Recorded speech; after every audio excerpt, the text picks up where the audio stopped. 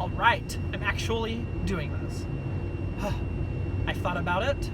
I've been watching YouTube for a long time, and I finally decided, Jeremy, just get over it. Do it. I am making a BookTube channel. Finally!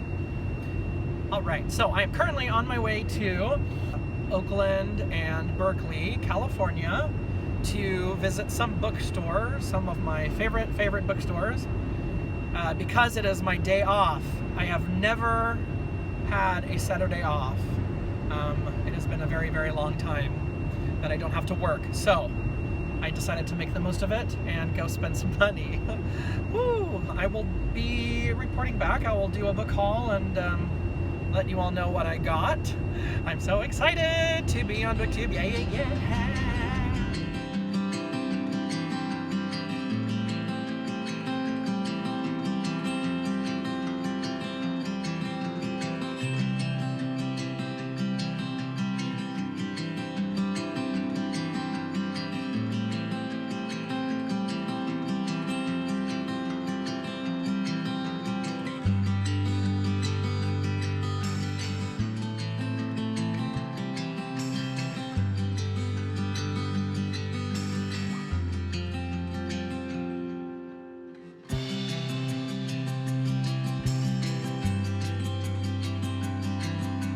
Trying to film right now, and as you can see, I'm being interrupted.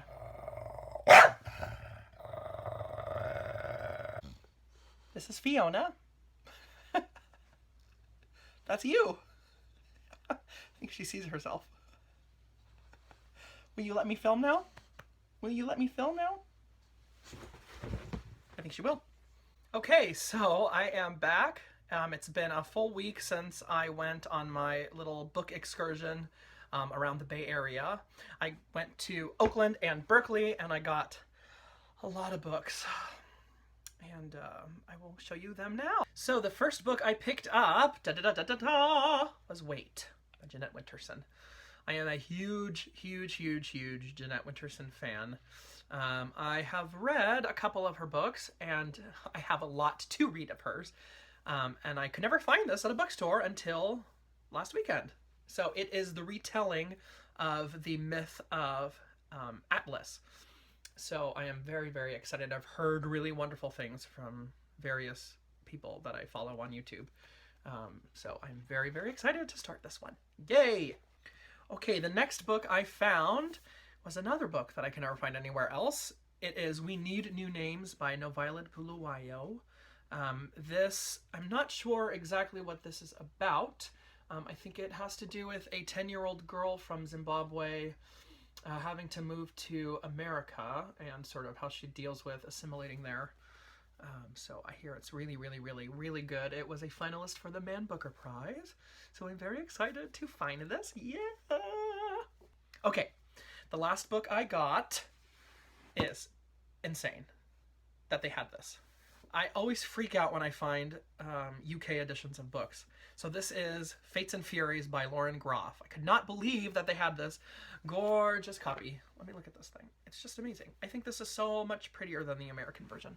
And it's paperback, which is insane. And it's floppy and beautiful. And I'm so excited. This is about a relationship between a married man and a woman. One half is told by the husband and one half is told by the wife. And that's all I know. So I'm very excited. I heard that it's really good. So we'll see. Yes, we will.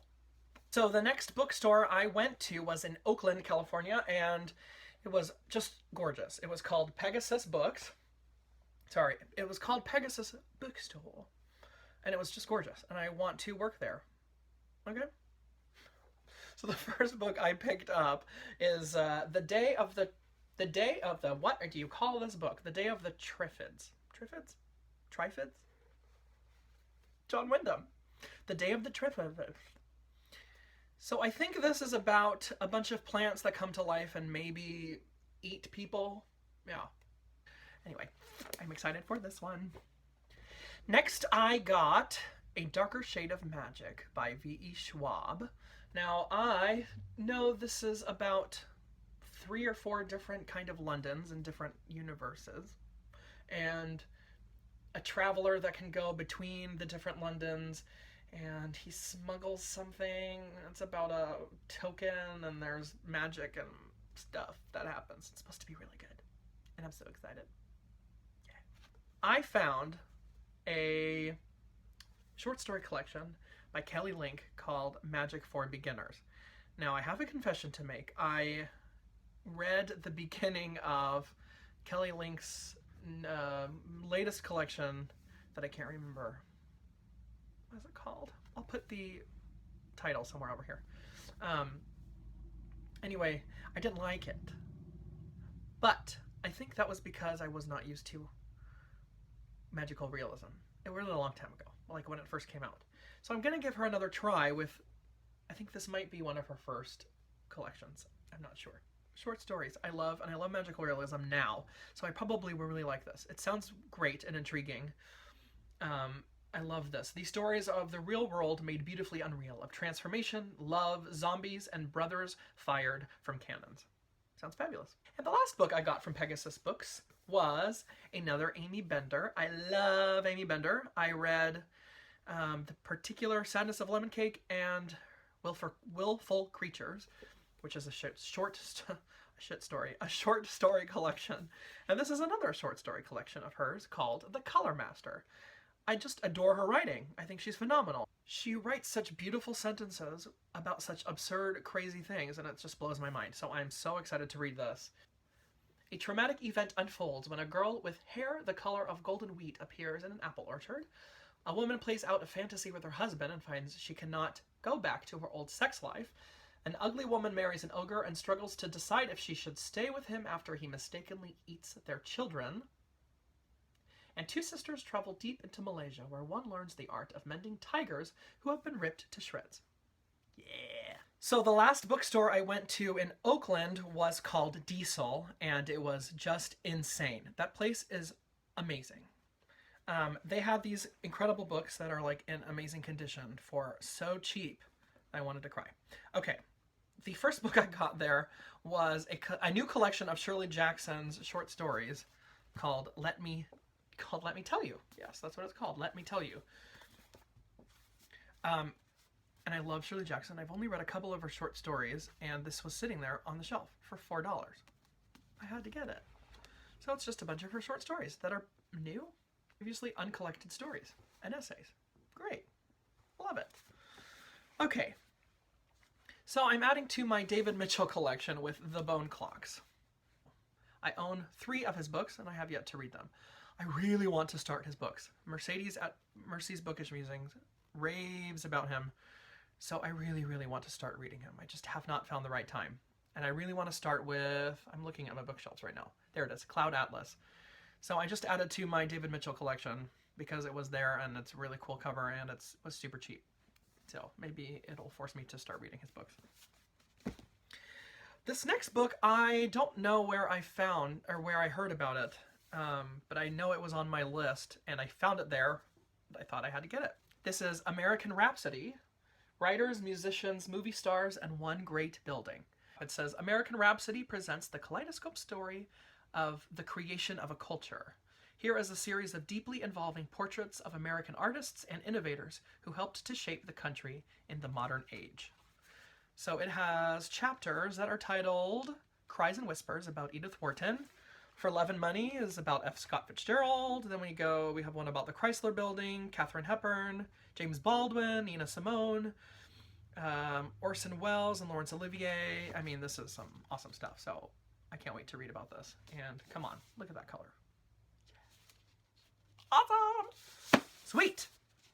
And the last book I got, I cannot believe was there. So I found In Order to Live, A North Korean Girl's Journey to Freedom by Yeonmi Park. And I have been wanting to read this forever. I am completely fascinated about North Korea, and this is about Yeonmi Park's growing up in North Korea and then moving to South Korea and her journey through China and all the crazy things that happened to her, and so tragic and sad. And I've been wanting to read this forever, and I've heard some amazing things about this. So I am so excited to start reading this. Yay!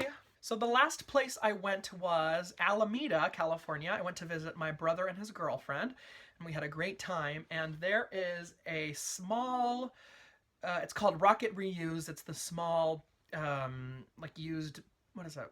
What do you call it? It has like records and used books and all sorts of fun things. And I found 3 books that I sort of freaked out when I found them. So you will see why. The first one I could not believe was there. It is called Free Love by Ali Smith. What was this doing there? This is from the UK. I can't find this anywhere here. Anywhere.